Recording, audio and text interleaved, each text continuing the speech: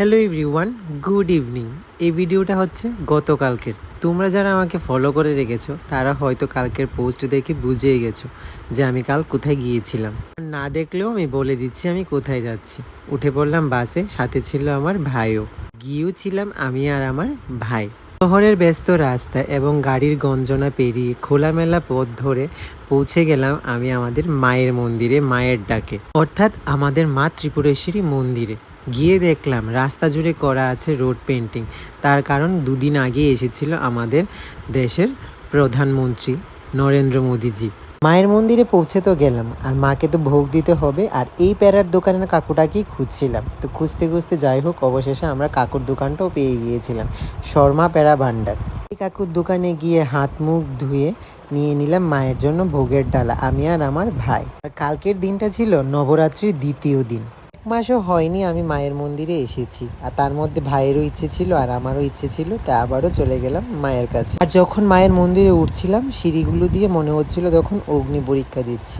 তো কথা বলতে বলতে আমরা তখন মায়ের পুজো দেওয়ার লাইনে দাঁড়িয়ে পড়লাম।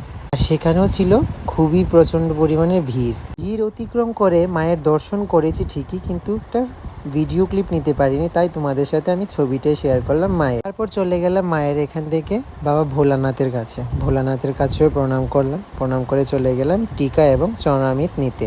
জানো তো, মন্দির জুড়েই ছিল অনেকটাই ভিড়, যেহেতু নবরাত্রি চলছে। তার মধ্যে ভাইও দাঁড়িয়ে পড়লো টিকা এবং চরণামৃত নিতে। আমাদের এই ত্রিপুরেশ্বরী মন্দির দুদিন বাদেই এমন উৎসব পার্বণে সাজায় ঠিকই, কিন্তু আমাদের আর আশা হয়ে ওঠে না। তখন আমি ঘুরে ঘুরে দেখছিলাম এই সাজানো মন্দিরটাকে, আর চলছিল পুজো। এদিকে আমি মন্দির ঘুরে ঘুরে দেখছিলাম, আর এদিকে ভাইকে বললো আরেকজন দাদা একটা ছবি তুলে দিতে। তো ভাই তখন ছবি তুলে দিচ্ছি। তার মধ্যে যেহেতু আমাদের মায়ের মন্দিরটা একটু উঁচুতে আছে আর ভিউ পয়েন্টের মধ্যেও পড়ে গেছে, সত্যি আকাশটাও অসাধারণ ছিল, কারণ শরৎকালের আকাশ। তো ছবি তুলবেই না কেন মানুষ বলো তো। তারপর আমি আর আমার ভাই চলে গেলাম যেখানে ধূপকাঠি মোমবাতি জ্বালানো হয় সেখানে। দুজনই ধূপকাঠি মোমবাতি জ্বালিয়ে তখন আমরা একটা বসার জায়গায় বসেছিলাম, আর তার মাঝে চলে আসলো এই কুকুরটা আমার সামনে। তো তাকে দিয়ে দিলাম একটা প্যারা প্রসাদ। তো তারপর আবারও ঘুরে ঘুরে দেখছিলাম মায়ের মন্দির।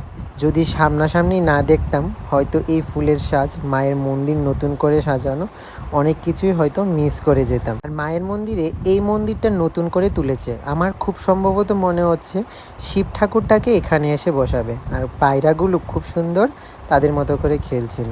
তার মধ্যে এই ফুলগুলো আর পাতাগুলো আসল হলেও কিন্তু এগুলো মাটিতে লাগানো হয়নি, শুধু ডেকোরেশনের জন্য বসিয়েছিল। তারপর আমি আর ভাই দৌড়ে যাচ্ছিলাম আমরা নিচে, যেহেতু আমরা পুরো মন্দিরটাই ঘুরে দিয়ে গেছিলাম, বাড়ির উদ্দেশ্যে রওনা দেব। আর ভাই এমনভাবে নামছে, তার কারণ ওই যে বলেছিলাম সিঁড়িগুলো একদম আগুন হয়ে আছে।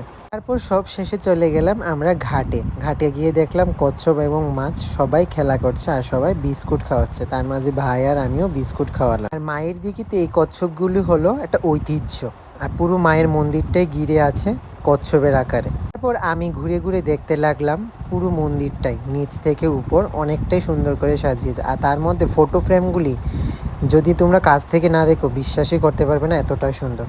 তো এইটাই হলো পুরোটা মন্দির।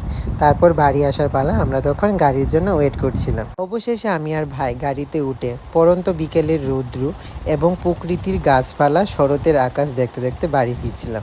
তো ভিডিও কেমন লাগলো জানিও আমাকে কমেন্টে।